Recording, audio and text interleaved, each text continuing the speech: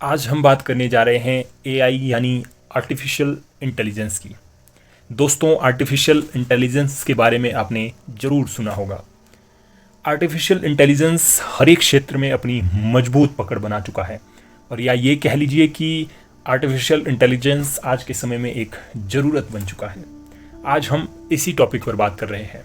AI क्या है, ये कैसे अस्तित्व में आया, इसका प्रेजेंट और फ्यूचर क्या है, साथ ही हम जानेंगे इसके क्या नुकसान हैं और इसके क्या फ़ायदे हैं। तो दोस्तों, पहला प्रश्न हमारे दिमाग में यही आता है कि आर्टिफिशियल इंटेलिजेंस क्या है, हम इसको कैसे परिभाषित कर सकते हैं या इसको कैसे समझ सकते हैं। तो आर्टिफिशियल इंटेलिजेंस का संबंध कंप्यूटर साइंस और टेक्नोलॉजी से है। ये ऐसे कंप्यूटर सिस्टम और सॉफ्टवेयर बनाने में फोकस करता है जो किसी एक्टिविटीज़ करने में कैपेबल है, जिसमें आमतौर पर ह्यूमन इंटेलिजेंस यानी मानव बुद्धि की ज़रूरत होती है। इन एक्टिविटीज़ में डाटा से सीखना, पैटर्न को पहचानना, कॉम्प्लेक्स प्रॉब्लम को सॉल्व करना, डिसीजन लेना, लैंग्वेज को समझना और ह्यूमन बींग्स के साथ इंटरैक्ट करना, ये सब शामिल है। दोस्तों, 1940 और 1950 के दशक में अलग अलग फील्ड के कुछ साइंटिस्ट ने आर्टिफिशियल ब्रेन बनाने की संभावना पर चर्चा शुरू की थी। एआई का सफ़र भी यहीं से शुरू हो चुका था और 1956 में आर्टिफिशियल इंटेलिजेंस रिसर्च की स्थापना एकेडमिक डिसिप्लिन के रूप में की गई थी।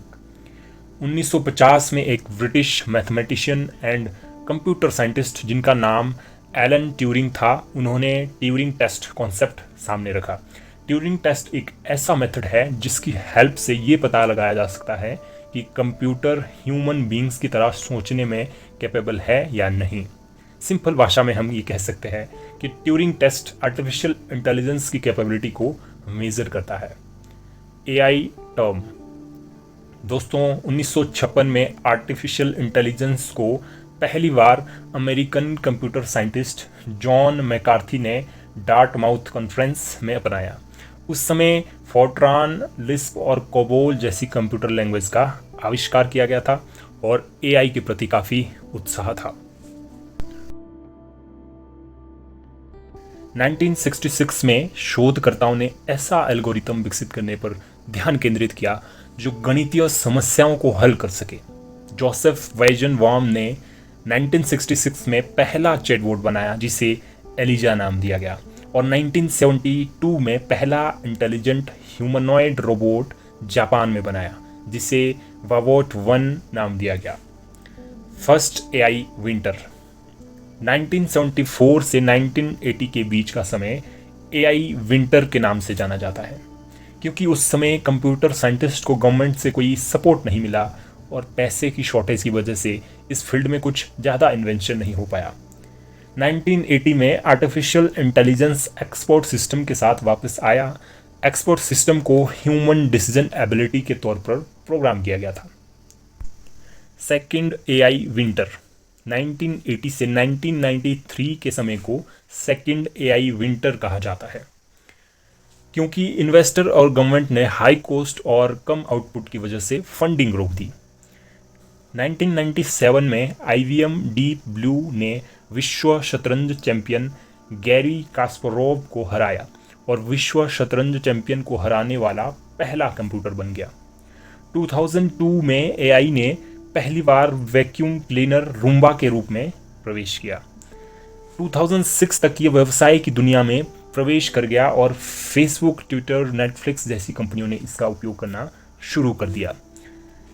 2011 से प्रेजेंट तक इस अवधि के दौरान आर्टिफिशियल इंटेलिजेंस ने काफ़ी प्रोग्रेस की और धीरे धीरे हर क्षेत्र में यूज होने लगा।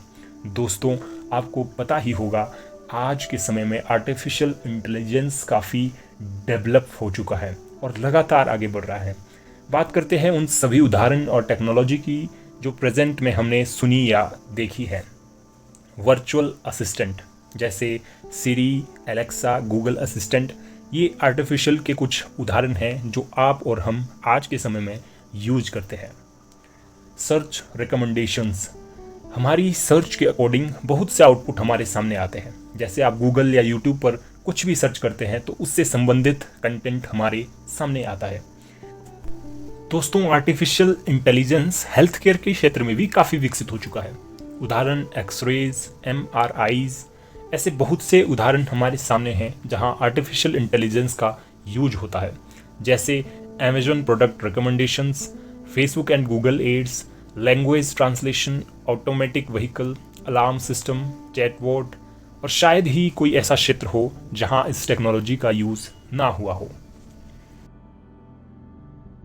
आर्टिफिशियल इंटेलिजेंस का भविष्य उज्जवल है, लेकिन इसे बहुत सी कठिनाइयों का भी सामना करना पड़ सकता है। ये बहुत तेज़ी से ग्रो करने वाला है। हेल्थ केयर सर्विसेज, जॉब्स और ट्रांसपोर्टेशन फील्ड के साथ साथ बहुत सी दूसरी फील्ड में रिवोल्यूशन आएगा। इसी रिवोल्यूशन की वजह से वर्क प्रक्रिया पूरी तरह बदल जाएंगी। आने वाले समय के साथ आर्टिफिशियल इंटेलिजेंस के रोल को हम अच्छी तरह से जान पाएंगे और साथ ही हम एक अच्छे फ्यूचर की कामना करते हैं।